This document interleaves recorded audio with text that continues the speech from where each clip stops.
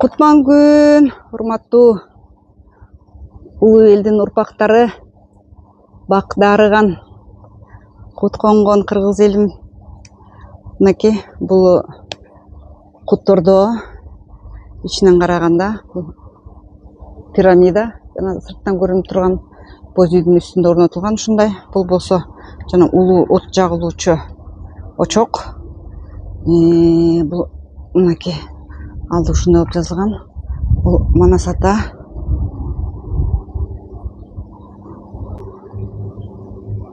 Анан эми сиздерге Котордон ички боз үйдүн ички жасалгасын көрсөтөйүн. Бакыт байке ошо мени күтүп отурат. Уже арыбаңыз, Бакыт байке. Бар бол кызым, кел. Бул боз үйдүн оң капталы, аялдар отура турган жагы. Мына гүлдөрдүн баарын ким жазган, Бакыт байке? Ошо ар ким колундан келген жасап келген да. Карачы, сонун керемет. Кызмат кылсын дегенде өздөрүнүн жазышкан. Сол жагы боз үйдүн эркектер отуруучу жайы. Бул болсо 41 боз үй. Мынакей мында кол өнөрчүлөр жасашкан. Мына карагыла кандай сонун. Так, бул боз үй сонун дарак экен. Андан өмүр дарактар. Жарымы золото, жарымы зелен. Мынакей дагы түрлөрү бар экен. Мында ушул Котордого келип жүргөндөр алып келген да, жасаган. Анан эң кызыктуусу мына жерде пирамида. Бул пирамида 8 бурчтуу пирамида. Бул жөнөкөй пирамида эмес, 8 бурчтуу пирамида. А бул эмне үчүн 8 бурчтуу экен? Азыр биз Бакыт байкеден сурайбыз. Но сырттарында жабышкандар бар, кристалл таштар да, Бакыт байке? Кристалл таштар. А илгерки биз жасаган тиги үстү жагында экен, ал үстүндө. Төбөсүн көрүп атасыздарбы? Төбөсү да ачык, ошол жерде дагы пирамида бар.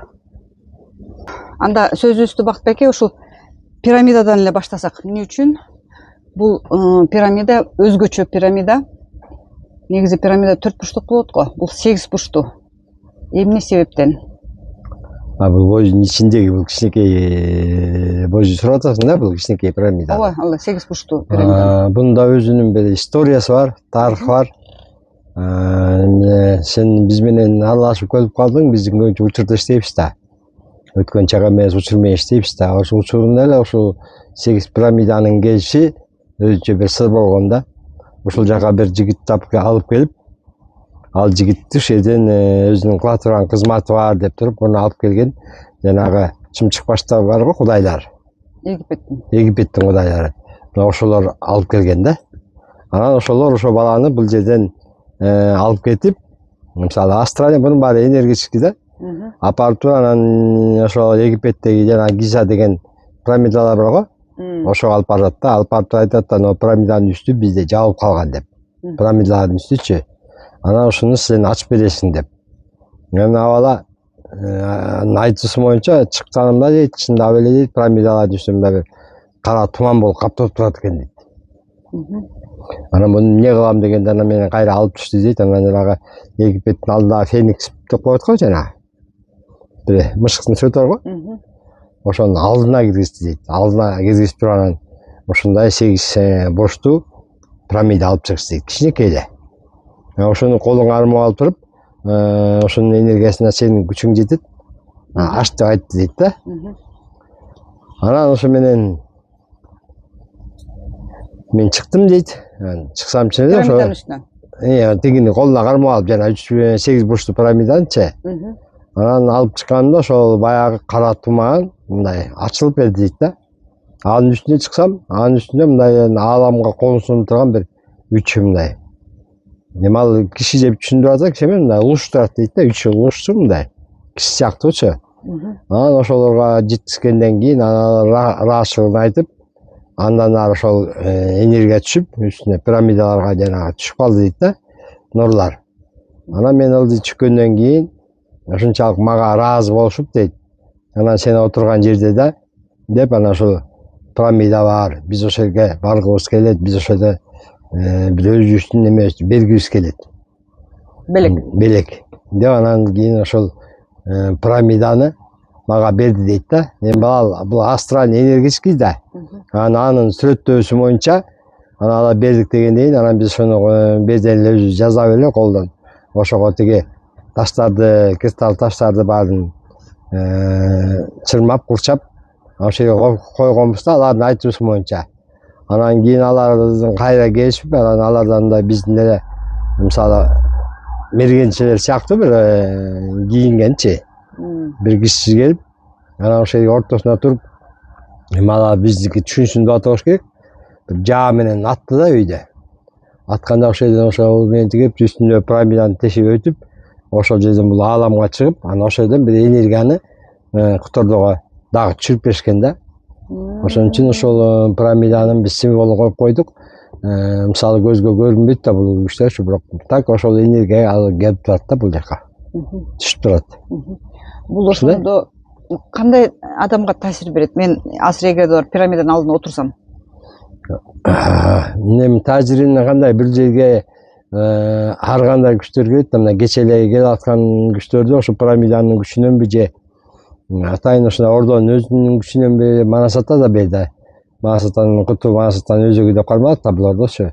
Же ошого мына кече эле келип аткан үч энергияны ошо уктуңар, бирөө Жан Жермендики, бирөө Иисус, дагы бир Архангел Михаил, ошолордун да өздөрүнүн нурларын алып келип энергияларын кошуп атат да ошо пирамидагачы.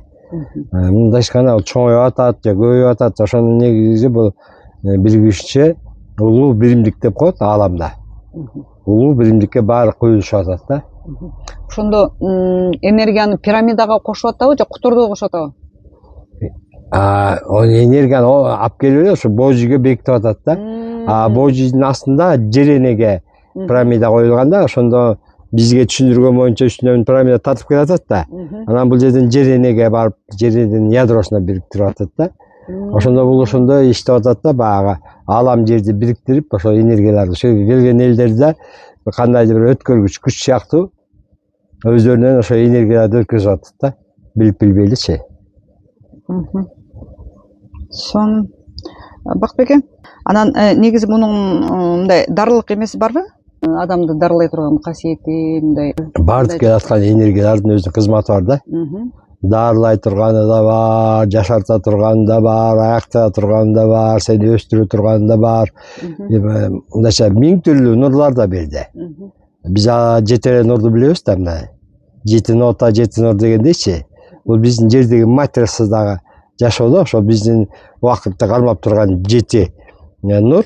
Асан ошондой коошко биз асан көрүнөт го 7 нур. Ошо андан нары деген чексизде сансыз нурлар бар да. Сансыз светтер, сансыз өңдөгү нурлар алардын бар кызматта да. Бирок аны биз көрө албайбыз да. Бул жерде ошол нурлар бияка келип турат да. Мындай айтканда ошон үчүн бир балдардын баары эле байланышып аткан ошо да. Үстүн тиги чырдактын үстүндөгү пирамидачы? Биз бул пирамиданы чынында андай максат менен да койгон эмес. Бул пирамиданы биз койгонубуз мына божийге жаан тийбесин деп биринчи койгонбуз да. Ошончо койгондон кийин пирамида сыяктуу коюп койбойлу деп анан баягы пирамида мындай өзүнүн диаметрлери бар да коюлган. Ошо менен коюп койгонбуз. Мен ойлогон эмес мындай болуп кетет депчи. Просто жаандан эле жалпы. Себептен биздин божий деле пирамида да. Божийдин ролу аябай чоң да. Биз божийдер деле ошондой канып отурганбыз да. Анан качан буну кое баштаганда ошол бизге жана фараондор, Египтин фараондор келе баштагандан кийин анан кийин эмнеге булар келип атат дегенде анан ошо кыршаны көрсөттү да. Кырша койбойсуңарбы депчи. Анан көрсө ар ким эле ошо кызмат кылгысы келет экен да. Алар да ошо пирамидага кызмат кылып калышкан бир какой-то энергия. Ошон үчүн алар да ошо пирамидага ошол жака курдупту да. Бирок баягы биздин колдо баягы каражат аз болгондуктан чынында ал жерге кур деген пирамида эме болчу. Изумрудный цветте, типа ошондой бир нерсе да, мындай жабылып турган нерсе да. Анан биз колдон андай жок да. Анан биз неме менен жаап койдук да, баягы ырымын кылгандай бир немесин макетин. Бирок ошону кылгандан кийин кызыгы анан негедир пирамидага койгондон кийин ичинде көрүнүштөр болгондо ал жака инепатинер келе баштады көбүнчө. Мисалы азыркы эле учурда Аштар Шеран деп эле неме деп атпайбы? Ошолор келе баштады да. Байланышкачы. Ошон үчүн аден түздөн түз бир кандайдыр бир Ушу пирамиданын өзүнүн кызматтары болсо керек. Энергиясы. Да, ошондой тартат окшойт бул. Ошончо ошого мүмкүнчүлүк болуп атат да. Ошондо Бакытбек ака карасаңыз, могу жерде боз үйдүн өзүндө эле 3 пирамида турат, туурабы? Ичинде бир пирамида, боз үйдүн үстүндө бир пирамида, анан чокусунда жана сиз айткан кристальный пирамида үстүндө да турат. Андан башка үйдүн үстүндөгү пирамиданы сурап атам, экинчи этажда. Жок, мен үйдүн үстүндө айтып бердим да. Бул жерге коюлган боюнча боз үйдүн үстүндө пирамида болсо бул ошо энергия свободно өссүн деп эң мындай чокусу турат го. Ошо чокусуна да кирпикин берди беле, ушундай бир таш бар, Америкадан алдыргам. Ал мондай биздики кварцевый таштар, кристалл, ошого жакындаганда ошону аябай күч берет экен да агачы. Ошон үчүн просто бага күчтүү болсун деген ниетте ошонун үстүнө мындай шишеден жазап, ошонун ичине ошолорду койдуруп, ошонун арасына ошол таштарды салганбыз да. Ошо бияка келип аткан энергия күчтүү болсун деп. Соң керемет. А сиз жанагы жамгыр тийбесин деп жазат деген, сиз кайсы пирамиданы айтып атасыз? Мен ушул пирамида, боз үйдүн үстүндө пирамида. Тиги үйдүн үстүндөгү пирамида. Жок. Биз бул жерди боз үйдүн үстүнө эле жапсын деп. Биринчи ниет ошондо болуп калган да. Анан кой деп турган, акыр ушунча болуп атканда кой. Бу да иштесин энергиясы деп турган, ошо пирамиданын размерин алып баягы. Ошо менен анан коюп койгонбуз да. Белки үйдүн үстүндө пирамиданын эмеси кандай, касиети кандай? Экөөнүкү тең одинаковый размер, аяктарында бул деле аякта бир эле размерде. Ошондо коюлган. Ошо айтып атпаймынбы, үстүндөгү коюлганда, үстүндөгү негедир инопланетяндар, ошол Аштар Шеран дегендер ошолор ошол жака көп кирип атат. Тиги пирамидага Тиги пирамидагачы. Ошол анын ичине сезимтал кишилер киргенде эле сезет да. Киргенде эле бир кандай өздөрү сезе баштайт, көрүнүштөрүн көрө баштайт. Бирок ал жердеги энергияны бергенде көбүнчө ошол Аштар Шеран берет да. Мисалы бир жолу бир үй бүлөлөр келип шага бир өткөздү бирдекечи. Анан жартысы ишенип, жартысы ишенбей бири-бирине эмне күлөт экен да. Бирок все равно сый бар да ортодочу, ай кой депчи. Ошол жерде келип, ошол жерде сүйлөшүп калдык, ошол байкелерим деген да. Байкелерим сүйлөсөм күлүп атпайбы, ал эле грамотный кишилер экен. Мен деп кандашын көрсөтүпчү. Кандашыбыз эле бизди ушуга тартып келип атпайбы, кандашты сыйлап келдик да депчи. Анан мейли деп койдум. Анан ошо менен бүткөндөн кийин кандашы дүргүлөн пирамидага чыгасың баары чыгат да. Анан барганда пирамидага жаткыла дейт. Анан баары жатат. 10 чакты киши болсо керек. Али жата турган жерде барбы? Жок, үстүмдө андай да. Типа пол сыяктуу да. Анан кандашына сезим келет да. Сен азыр нооларыңды баарын тазалайсың, дарылайсың дейт. Анан булар ишенбейт дейт да. Жок, сен кыла бер дейт. Анан бул ошо туугандарына айтат. Ушундай деп атат, азыр мен силерди кармайт экем дейт да. Анан күлдүк дейт да. Анан ушундай болчу. Анан именно жана баласы кайра түшкөндө айтып берип атпайбы, акечи. Ушундай мен ушунчу жашка келип биринчи жолу ушундай нерсени көрүп атам дейт да. Анан жаткан бет анан кармап кирди. Жок деген эле каяктан келди мага дейт. Күлкү келди дейт. Күлкү? Күлүп атам дейт, токтотоюн сен токтойм дейт. Аябай күлдүм дейт да. Анан эле бир башка состояние болуп калды дейт. Мен өзүм состоянием башка болуп калды дейт. Ошол жерден анан таң калып турдум. Анан менен сурап атпайбы, бул эмне, биз ишенбей келгенбиз деп. Но менден эмес, бул пирамида, ошо энергия. Ал энергия ошондой тартып турат да. Мисалы илгери бул пирамидага мен кызыгып калганым кайсы? Илгери дейт да, мен качан илгерisi экенин билбейм. Адамдар рак менен ооруганда ошундай кичинекей пирамида, бияка жалаң темирден, ичине темир немеси шкуркалар бар го, немеси металлолорчу. Ошолор менен коюп туруп, анан кишилерди ошо жака киргизишет экен. Каякта? Башка бир секретный экен да бул. Анан бул билине баштаганда анан кийин эми жаап салышкан экен да, баягы эл буга жабылып кетсем врачтар да карабай калат деген. Тип ошондой болсо жабылып калган экен ошо. Ошону уккам. Анан кийин как раз пирамиданы окуп калып, может ушундай эле пирамида болуш керек деп анан чоңураак болгон да. Ошондой да.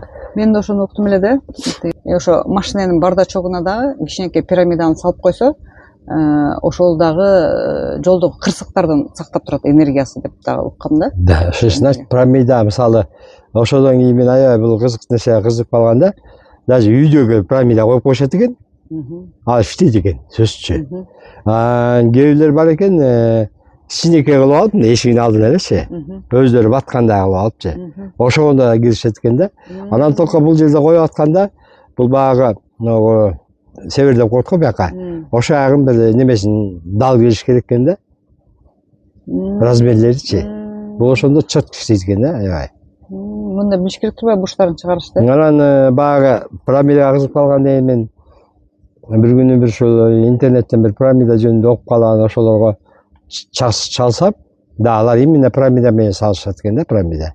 Бирок алар салган пирамидаларга биздикиндей светтин кереги жок экен. Алар өзү свет бөлүп чыгарып турат экен. Да того сону салса керек да. Ошондой бир энергияны татып турат окшойт да. Анан канча сатсам кымбат экен да алчы. Мен азыр ошо оюма келип атат да, байке, жана үйлөрдүн үстү да жана 3 бурчтук болуп салынып атпайбы? Ошол дагы ошол аламдан энергия тартыш үчүн го дейм, жол болсо, например, Европада жана хай-тек стилиндеги үйлөр, крышалар жалпак да. Негизи мага өзүмө ошондой үйлөр жагат да, крышасы жалпакча. Бирок 3 бурчтук болгон салынган үйлөр ошо энергия тартыш үчүнбү дейм да.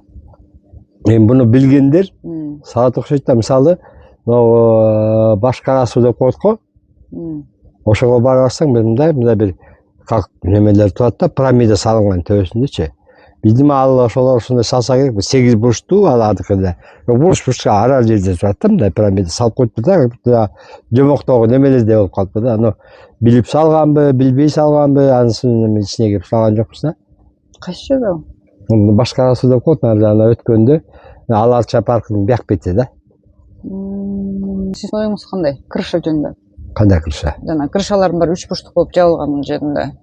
Менин оюмча, мисалы, бизде да кагаз чыйдырып атпайбы, адамдар тазалагандачы. Ошону 3 бурчтуу мен чийип атат да. Анан бул эмне дегенде баардык нерсе 3 бурчтан деп коюшкан да. Энергиячы. Значит, бул мындай салынган тамдар деле ал ошо энергиясы какой-то тартат энергиячы. Анан бул энергияны мындай түшүнсө болот да, мисалы, мына бул энергия келатыр да. Анан бунун башына биз кристалл коюп атпайбы? Бул как линза келип сынат го, бир жарык келипчи. Ошо жерге мына түш келди да. Анан бул немелерге тийгенде, баягы кристаллга, анан бул бөлүнүп кетет чачтар. Мисалы, манжа деле мындай да. Бизде манжага келип атканда 5 манжа турат да. Чынында бияктан бир эле энергия келип атыр да.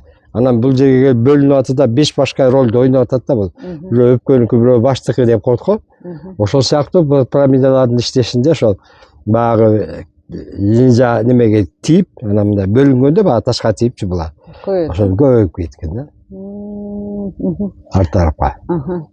Всё, сон керемет. Ыраазычылык сизге Бакбеке. Болсун.